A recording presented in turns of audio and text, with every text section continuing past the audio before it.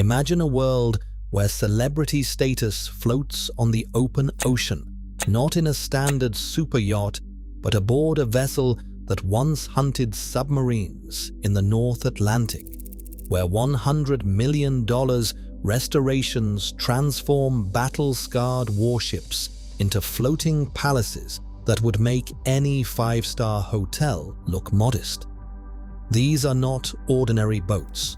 They are maritime monuments to power, passion, and an obsession with naval history that most of us will never fully understand.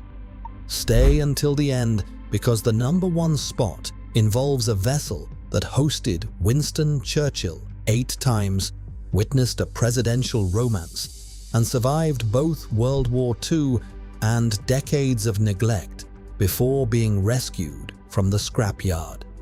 So let's start with number 10 on our list. Number 10. Roman Abramovich doesn't just own yachts. He owns floating fortresses. His Eclipse, valued at over $600 million, takes military-inspired design to an entirely different level. At 533 feet long, this vessel features something you will not find on any standard luxury yacht: an anti-missile defense system. Under the sleek exterior sit intruder detection systems capable of tracking incoming threats from miles away. The master bedroom and bridge are fitted with armor plating and bulletproof windows. Security guards are all former military personnel, and if that were not enough, the yacht carries a mini submarine capable of diving 50 meters below the surface. The whole setup reads less like a pleasure craft and more like a mobile command center. And that is exactly the point. In a world where billionaires face real security threats, Eclipse represents what happens when naval warfare technology meets extreme wealth. But if anti-missile systems sound excessive, wait until you see what the next vessel discovered lying at the bottom of the Pacific Ocean. Number 9. Paul Allen built his fortune at Microsoft, but his real passion lived underwater.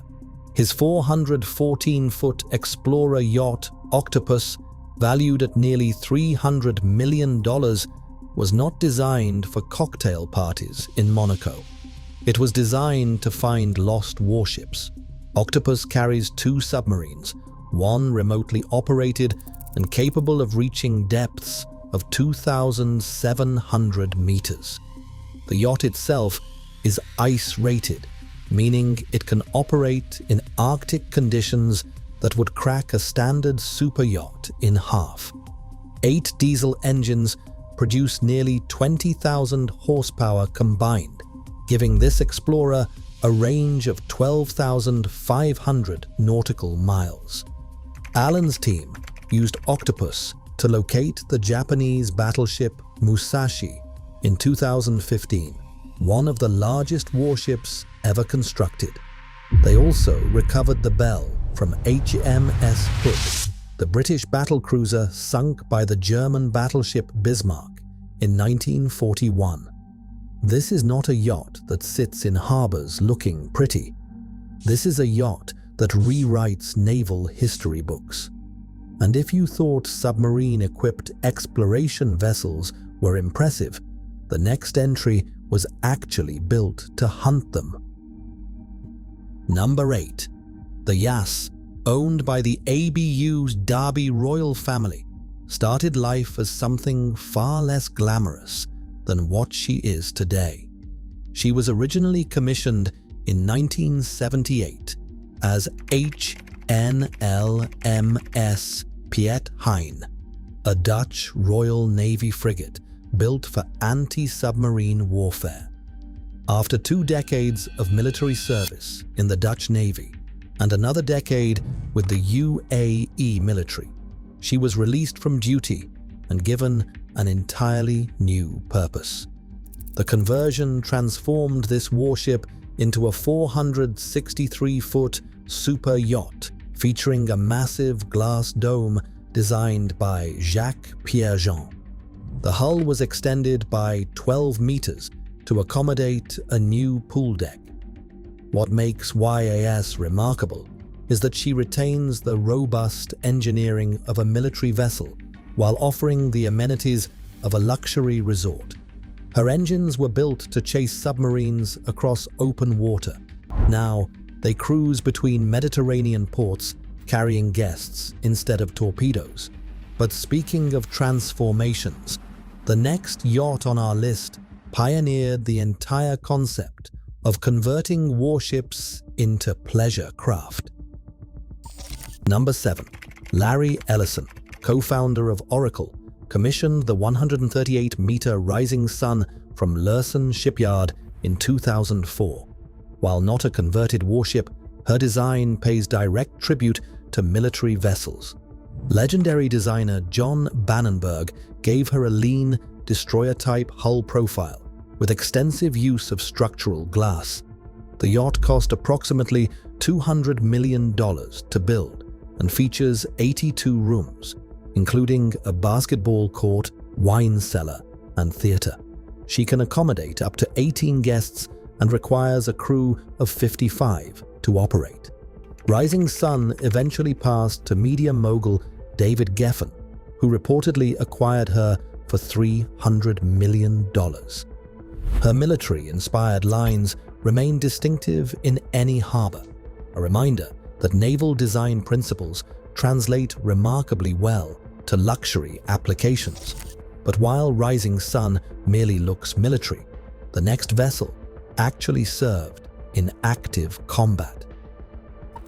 Number 6. Steven Spielberg knows something about naval history. His film Jaws was the first major motion picture shot on the ocean. His yacht Seven Seas, delivered by Oceanco in 2023 at a cost of $250 million, represents his answer to the famous line, "You're going to need a bigger boat." At 86 meters, Seven Seas features 7 staterooms, a helipad, full-size movie theater, gym, spa, pool, and beach club. The vessel can accommodate 14 guests with a crew of 30. While not a converted military vessel, Spielberg reportedly played a key role in her design, and the attention to engineering detail reflects someone who appreciates how vessels perform under pressure. When you have directed films about submarines and amphibious landings, you develop an appreciation for naval architecture that shows up in every specification. Now, the next entry takes us into truly rarefied territory. A vessel that carries its own private submarine and once supported James Cameron's dive to the deepest point on Earth. Number 5.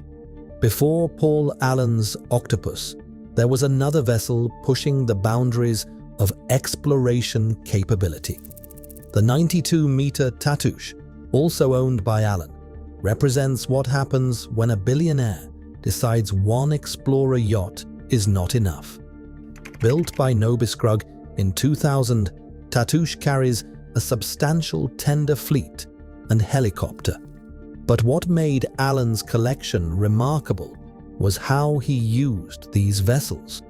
James Cameron made his historic dive to the bottom of the Mariana Trench in 2012, with Octopus providing support above. Allen's fleet eventually located dozens of historic warships, including the USS Indianapolis, the cruiser that delivered components for the first nuclear weapon and was torpedoed by a Japanese submarine in the final days of World War II. These are not yachts for showing at boat shows. These are yachts that change our understanding of naval history. Number 4. The Alexander, at 122 meters, first hit the water in 1965 as a cruise liner named Regina Maris.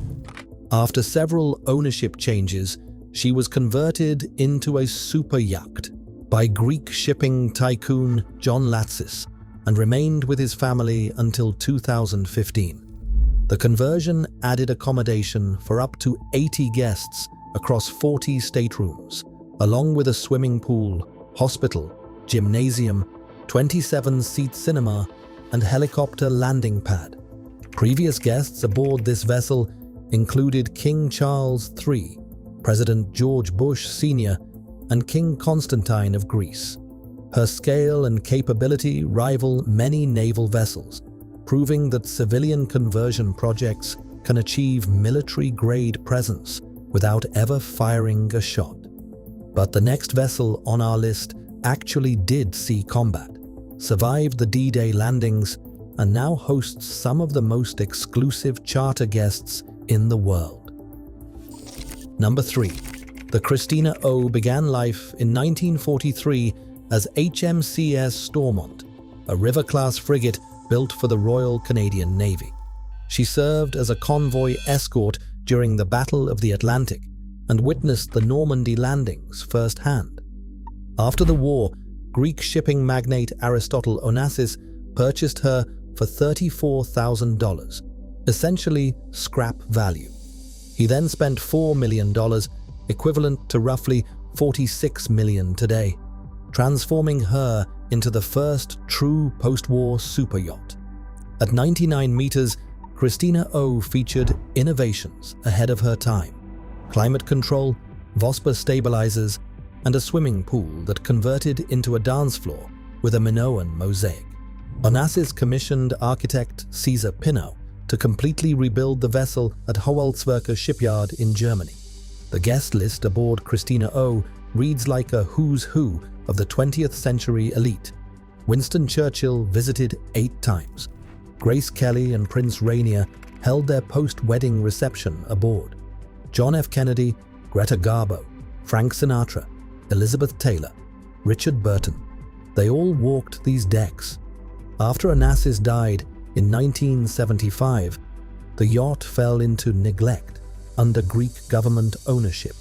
She was eventually rescued in 1998 by shipping magnate John Paul Papanicolaou, who spent over $40 million restoring her to original glory. Today, Christina O charters for between 560,000 and 630,000 euros per week. She remains one of the most significant vessels in yachting history, a warship turned floating palace that changed how the world thinks about super yachts. Number 2.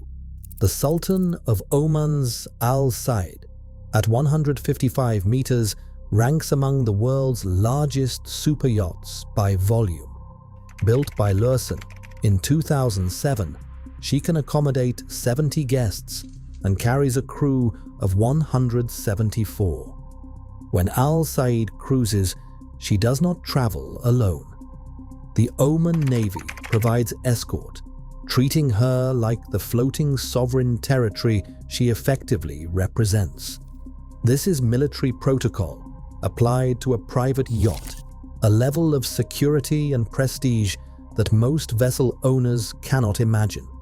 After 16 years in royal service, Al Said was reportedly sold to the royal family of Qatar for approximately $600 million. The combination of naval escort and royal lineage makes this vessel unique even among the most exclusive super yachts.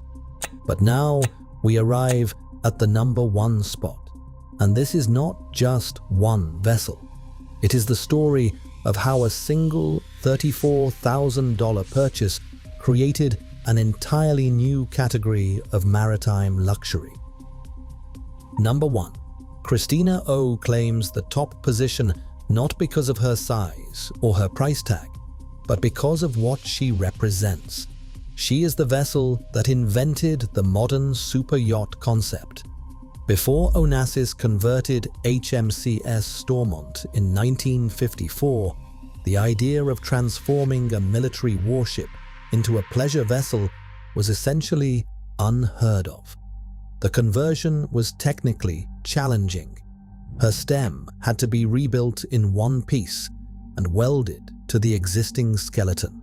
Storage had to be created for 5 fast launches, a glass-bottomed boat, a small dinghy, 2 kayaks, a Fiat 500, and a 5-seater Piaggio seaplane. What Onassis understood was that a warship's robust engineering could support luxuries that standard yacht construction could not. Christina O's naval-grade systems allowed for amenities that seemed impossible at the time. Richard Burton once said of the yacht, "I do not believe that any man or woman in the world would resist the temptation and the pure narcissism shamelessly flaunted on this boat." The bar featured whale teeth engraved with scenes from Homer's Iliad and Odyssey. The wood came from a sunken Spanish galleon. The pool floor displayed a replica Minoan mosaic that rose to become a dance floor at the touch of a button. From warship to wedding venue, from naval combat to the romance between Onassis and Jackie Kennedy, Christina O represents the ultimate transformation in maritime history. So if you made it all the way through this countdown, you clearly appreciate vessels with real heritage behind them. Tell me in the comments, would you rather own a converted warship with combat history or a modern superyacht with military-grade technology built in from day one? And if naval luxury fascinates you, hit subscribe, because next we are diving into the secret submarines that billionaires keep hidden inside their yachts.